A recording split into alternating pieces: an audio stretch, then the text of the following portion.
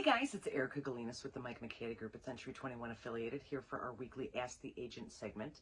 Today we're going to talk about something a little bit more, I don't want to say like philosophical, but I just wanted to give you guys my thoughts about why our listing inventory is so low now. I had said, I don't know if it was in last week's Ask the Agent or one of my market updates that I do, Indiana Association of Realtors for Lake County, Indiana. April 2020, so 1 year, well, a little more than 1 year ago now, there were about 1,100 homes for sale in Lake County.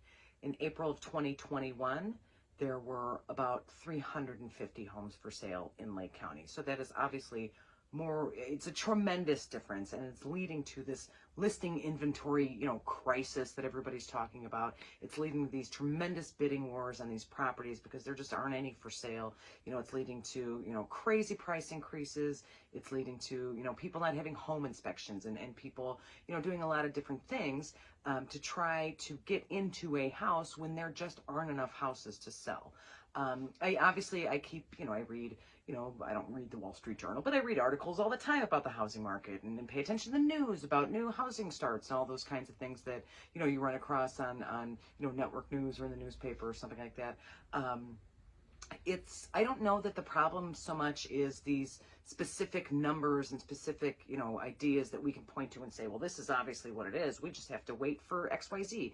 I think it's a little bit more complicated than that. So I wanted to give you guys basically my top 3 reasons why I think our real estate market just doesn't have any listings right now. So the first one is one that I hear all the time. I talk to potential sellers every day. I book listing appointments every week. Nobody's putting their house on the market, almost nobody. And one of the big reasons why is that, you have an older couple with a, 3,600 square foot, beautiful home in Winfield or something like that. And, they want to downsize. Their kids have moved out, they're in college or they've gotten married anyway, they don't live around here anymore. And they're cleaning 3,600 and heating 3,600 square feet. They want to downsize, totally normal. The thing that's stopping them is they can't necessarily afford to buy what they would want to buy into. And not necessarily that they can't afford it, because obviously we're going to sell their house and they're going to have a ton of equity right now and possibly a bidding war because there's no other houses like theirs for sale and this is the time to sell. But they have to live somewhere. Most of the sellers that I have worked with since the first of the year have either moved out of town, their rental properties, some kind of reason why they don't necessarily have to worry about buying someplace else at the same time. There are some sellers that I've given the advice, listen, you've got tons of equity right now, cash in, get that, honestly, $80,000 or $100,000 in the bank, live in an apartment for a year, and then buy something next year when things, have cooled down, things like that. Obviously, that's kind of a hard sell, and I don't blame them. I don't know that I would do it.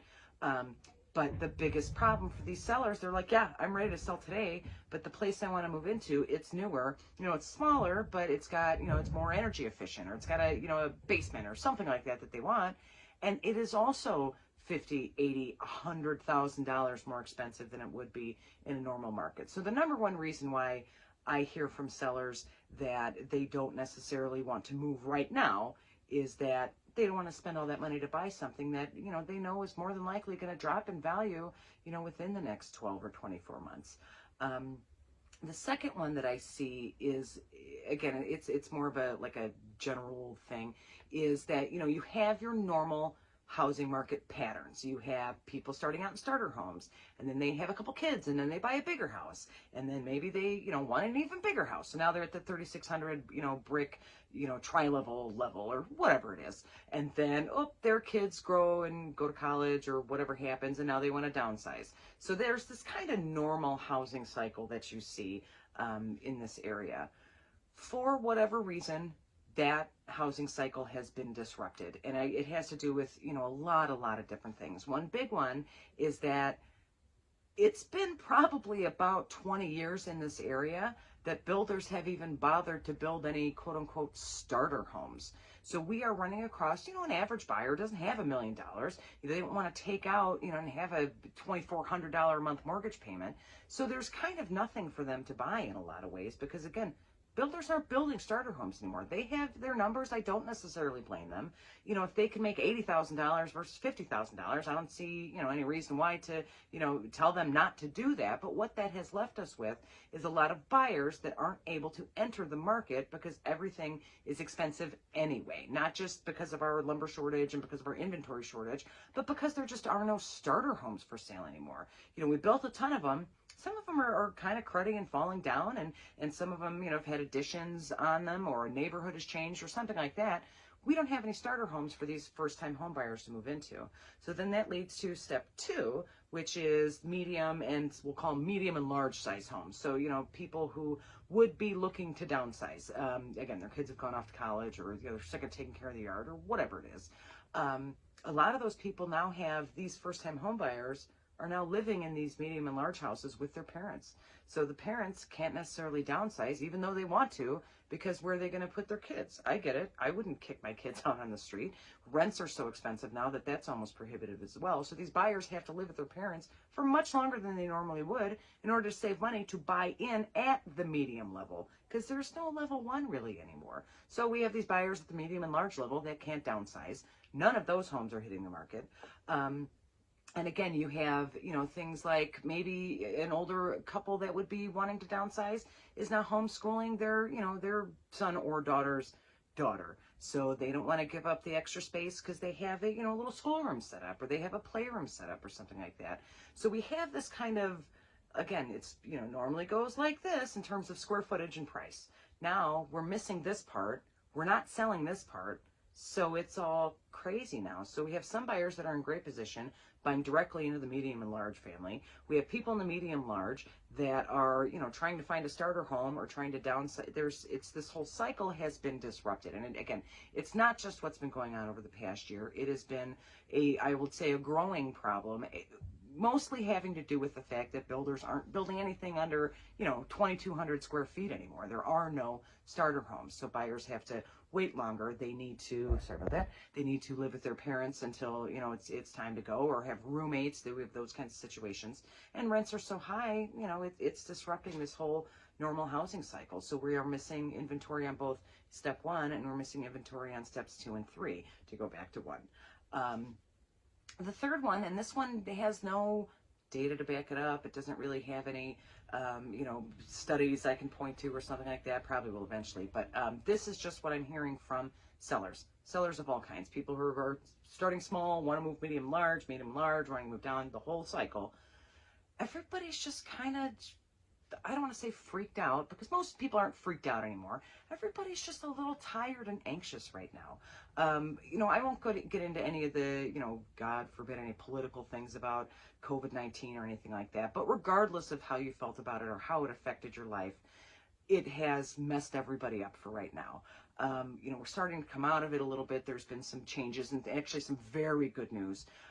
But as a country, we have had some pretty psychological, you know, mix-ups over the past, say, 12 months. Your home is very much your castle, whether it's, again, a giant mansion or your starter home or even a place you're renting or something like that. Castle, that whole idea of having a home base is very important to people in a time of anxiety, whether it's something about COVID-19 or just changes they're going through in their life normally. You know, your home base is your home base. It's, you know, where the toothpaste is, and you know what day the garbage comes, and you know what your neighbors are. I mean, all those different kinds of things add up to this place of safety. Myself included, we have all had 12 months of complete, absolute insanity whenever you turn on the news. And again, I'm not going to talk about anything specific. Obviously, COVID's a big one, but there's been other things. People are not necessarily ready to sell. I have seller clients, like I said, I go on listing appointments still all the time. Seller clients that, you know, don't have a problem with the cycle, that aren't worried about buying something and it's too expensive. They're just not ready. The end. Just too much going on, and giving up that home base.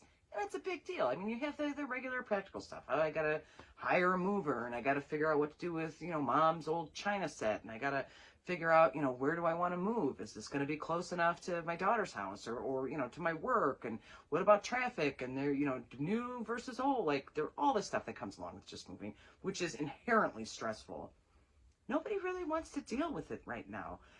Certainly there are sellers. We sell homes every day, but that possibly, 700 some houses that are missing from the market might have a lot to do with the fact that people are just like, yeah, I don't know exactly what's going on right now.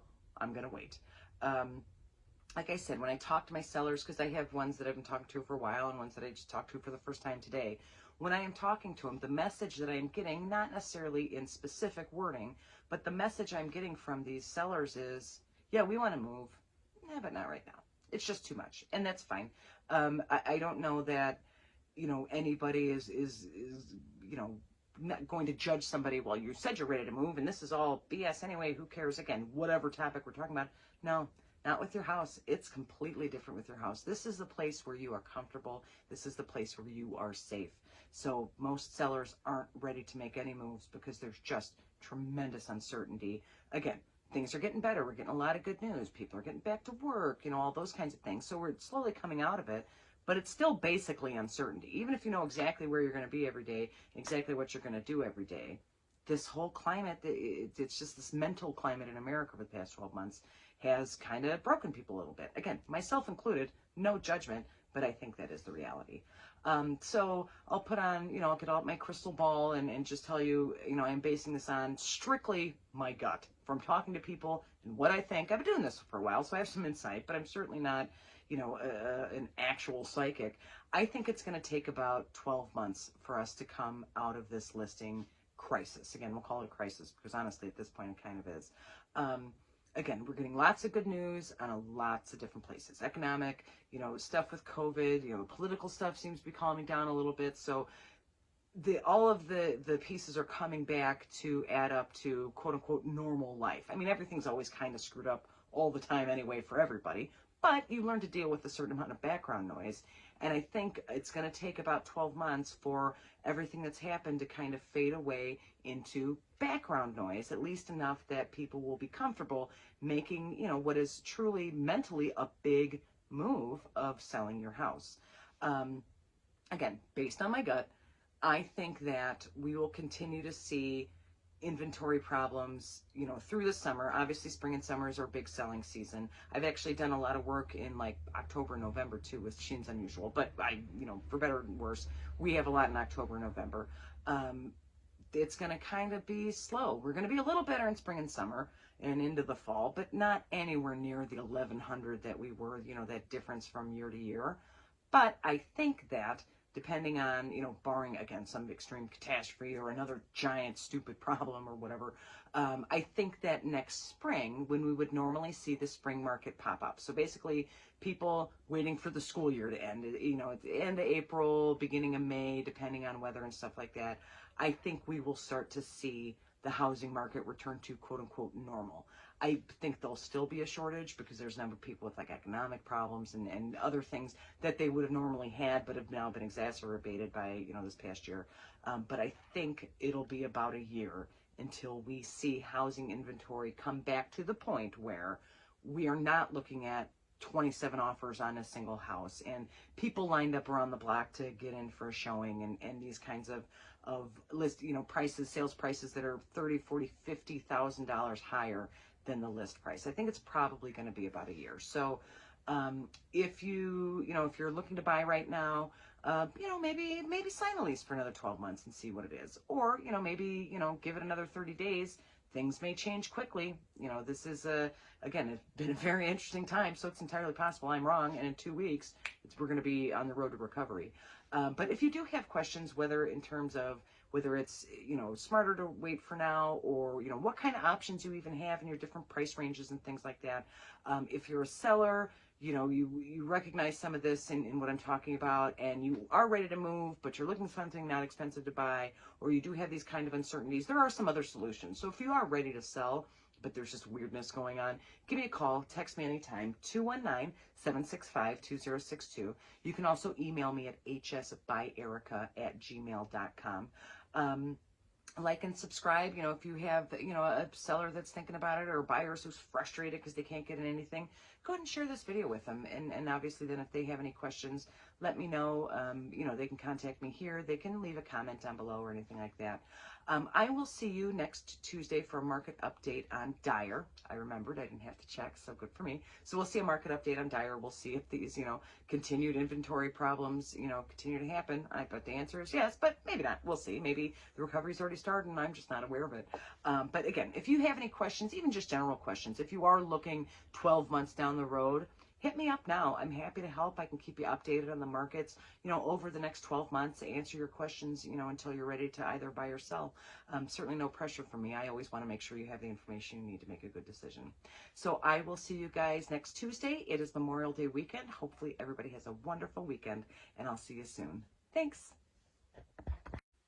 Hey guys, I'm glad you're enjoying my videos. If you have any questions about buying or selling, but I'm not in your area, I have connections to an international network of realtors who would be happy to help. Give me a call, text me anytime, 219-765-2062. I'll be happy to give you the name of a realtor in your area. Thanks.